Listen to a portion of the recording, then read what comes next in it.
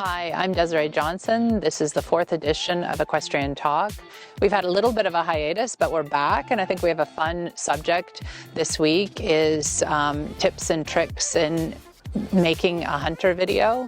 We think maybe some people will be interested. Of course, the emphasis is always on good grooming, well-fed horse. You need to start there, and then we can give you a little bit of some tips to make them extra shine and extra pop in your videos. We do this sort of on a weekly basis, so we thought maybe sharing that might be fun for some people. So we started this morning, what you didn't see was a good bath with the Orvis Paste shampoo. You use a very little bit. It's awesome. We use the baby shampoo on the legs, and we also find to use Head and Shoulders on the mane. Sometimes you'll find on stallions they'll get a lot of oil and dust, and the Head and Shoulders really gets them clean. A good rubber mitt once you have them all set it up to really loosen up the dirt. And so you just have to start with a clean horse. We start with the braided up from nav. It's really helpful, especially when you start with a clean mane, to make it a little bit sticky. It really helps you get the braids super tight. And then a human hair clip comes in really handy to separate the hair and to keep the hair out of your braid so you can braid down cleanly without making any mistakes. So the most important thing is the brushing. So we start with a curry comb. You can use a metal or a rubber one. This is a rubber one. It's maybe a little bit more friendly for a sensitive horse. Then we really like a long bristled brush that really flicks the dust out. And then to finish with a soft horsehair finishing brush to finish, to get that last little bit of shine on them. When we're grooming the horses, we like this grooming halter because it's easier to get everything on the horse's head clean.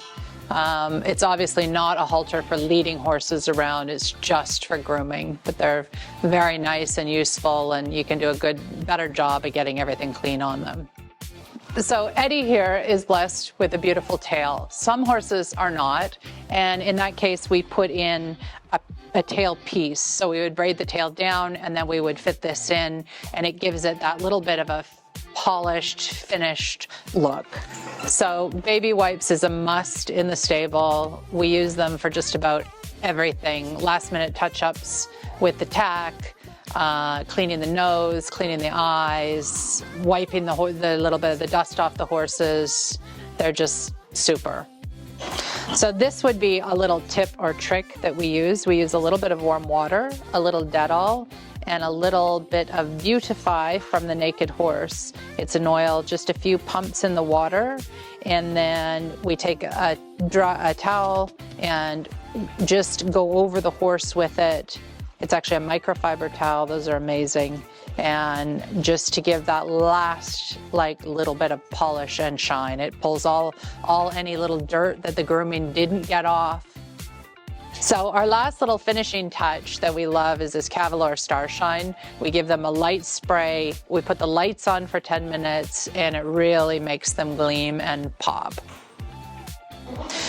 This product, the Mane and Tail from Car and Day, we love. You spray it once a week, your tail stays really soft, the shavings doesn't stick in, and it has an amazing scent.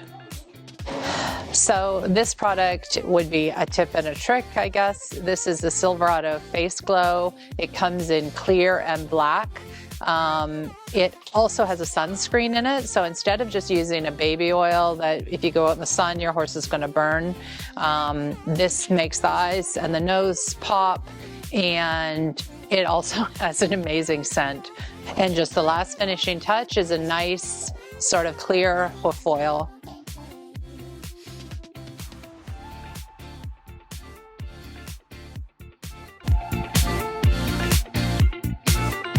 So these are hunter bridles specifically made for hunters. This one is a Dion bridle. You can buy these in Europe everywhere. They're beautiful, wide noseband. Everybody always thinks you want to put a thin noseband on a horse, and a thin noseband will actually make the head look longer. So with a wide noseband, you shorten up the horse's head. So, and this is a beautiful color on this horse. And I like it with a nice thick, plain, classic D-ring snaffle. So, important thing is also how you stand the horse up. You want to be directly across from his belly, and you want the horse slightly standing with his hip towards you. I'm talking about by only a couple centimeters. So you give the illusion the horse's bum is bigger, the head is smaller. And then you need to get the horse's ears up. There's a veritable array of tricks we've learned. We have our little friend, the horse, and you can have a lighter that'll sometimes get their attention, or just some treats to get their ears forward. It's really important when you're making your pictures that you think about your background. Your background should look pretty, inviting, but not too cluttered, and not like a brick wall, something like that. So think about your background, where you take it, where the sunlight's coming from, where the natural light's coming from. Those are all really important things.